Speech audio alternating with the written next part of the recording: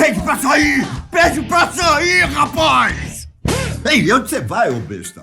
Tô brincando, rapaz. Vai pra cá, vai fazer teu trabalho. Eu só tô lembrando desse filme famoso. Em 2007, estreou o filme Tropa de Elite, uma obra polêmica que fez muito sucesso no Brasil e no mundo. Ele conta a história de um oficial do BOPE na cidade do Rio de Janeiro, o Capitão Nascimento, um policial durão e incorruptível. Nascimento é capitão da sua equipe e, durante a trama, exalta a competência e a honra de seus homens, que ele chama de a melhor tropa de elite do mundo. Hoje, você vai conhecer a história desse grupo e como se tornou uma verdadeira máquina de guerra contra o tráfico. Meu nome é Ivan Lima e, por favor, não faça igual ao Soldado Neto. Não pede pra sair, não. Fica com a gente, combinado? Então vamos lá. A história do Esquadrão começa na década de 70. Nesse período, um tipo de crime vinha se tornando cada vez mais comum no Rio de Janeiro: o assalto a banco. Então, em 1978, as autoridades cariocas resolveram criar um grupo de elite especializado em combater esse tipo de ação. A equipe foi formada por 30 homens, treinados pelo Exército em táticas avançadas de combate e manuseio de armas de grosso calibre. Ela recebeu o nome de Núcleo da Companhia de Operações Especiais. No início, agia apenas quando ocorriam assaltos a agências bancárias, algo que mudou com o tempo, mas que eu vou explicar melhor em breve. Continuando, vamos voltar aqui. Em 1988, o grupo mudou de nome, passando a ser chamado Companhia Independente de Operações Especiais. Nesse momento, além do nome, a estética da equipe começou a ficar parecida com a que nós conhecemos hoje. As fardas pretas e o símbolo da caveira passaram a ser utilizadas pelo esquadrão, gerando muita polêmica, por sinal, principalmente entre grupos de direitos humanos. Essa nova imagem foi idealizada por um homem, Paulo César Amêndola. Paulo ingressou nas forças de elite antes mesmo da primeira formação do batalhão.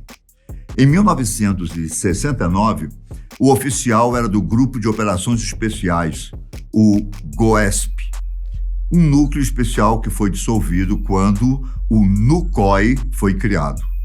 Porém, Paulo foi transferido para o novo batalhão devido à sua experiência. Quando a equipe mudou de nome em 88, o oficial se tornou o comandante dela. Se inspirando no esquadrão de elite americano, a SWAT, Paulo César remodelou a aparência da companhia para que ficasse mais assustadora para os criminosos. Entretanto, essa não foi a única coisa que se alterou na equipe. Lembra quando eu disse agorinha que o batalhão teve que mudar o foco de suas ações? Pois é. Isso acontece porque, como você deve saber, principalmente se for carioca, a cidade do Rio de Janeiro tem problemas muito complexos. Na década de 80, logo após o NUCOI ser criado, além dos roubos a bancos, outra situação crescia no Rio: tráfico de drogas. Logo, a tropa que foi criada para combater os assaltantes começou a realizar outras missões. Como os pontos de vendas dos entorpecentes estavam quase sempre nas favelas, essa força policial se especializou nesse tipo de lugar. Rapidamente, desenvolveram uma técnica eficiente para subir o morro, com equipes pequenas, de maneira silenciosa, surpreendendo os traficantes. Esse tipo de ação é representado muito bem nos filmes da franquia Tropa de Elite. Em 1991, mais uma vez, a equipe teve o nome alterado. Agora passou a se chamar Batalhão de Operações Especiais, ou como você já conhece, o BOPE. Vale lembrar que praticamente todo o estado brasileiro possui um BOPE. No entanto, o que ficou famoso foi o carioca. Ironicamente, além dos filmes, essa fama tem raiz nos problemas que a cidade do Cristo Redentor enfrenta. Afinal, Quanto mais criminalidade, mais a necessidade desse esquadrão agir. Com o tempo, conforme a violência escalava no Rio, o BOPE foi se especializando cada vez mais nas táticas de guerrilha urbana. Um integrante do FBI, a Polícia Federal dos Estados Unidos, treinou 5 semanas no batalhão de elite no Rio de Janeiro. No final desse período, reportou a seus superiores que o BOPE era, com certeza, a melhor tropa de elite que ele já tinha visto no mundo. Ainda sugeriu que os soldados americanos que estavam guerreando no Iraque treinassem um período com os policiais brasileiros. Por sinal, a preparação da equipe é bem famosa, não é? Ou não? Pelo menos no filme Tropa de Elite 1, as cenas que se passam no processo são marcantes, principalmente por causa do sofrimento dos recrutas. Na vida real, muitos homens que já passaram pela seleção afirmam que é pior do que o retratado na obra, viu? Se quiser entrar lá. Durante pouco mais de 3 meses, os candidatos são colocados em situações extremas. Segundo os responsáveis pelo curso, o primeiro mês é o pior. Os alunos só podem dormir em média 3 horas por dia e, para conseguirem comida, devem sempre realizar alguma atividade, como correr ou fazer flexões. Existe ainda um teste de defesa pessoal, onde o candidato deve se defender de 8 oficiais ao mesmo tempo durante alguns minutos. Pouquíssimos aspirantes conseguem completar o curso e, para piorar, de vez em quando, um deles acaba morrendo tentando. Em 2003, um recruta perdeu a vida por causa do frio. Em julho de 2021, um soldado que já fazia parte do BOPE teve um mal súbito e faleceu durante um treinamento de extensão do batalhão. Bom, esses são apenas 2 exemplos de vários. Bem, não é somente por causa do treinamento que o batalhão se tornou conhecido como um dos melhores do mundo. Para você entender o que eu vou explicar agora, vou contar um evento trágico que ocorreu na cidade do Rio de Janeiro.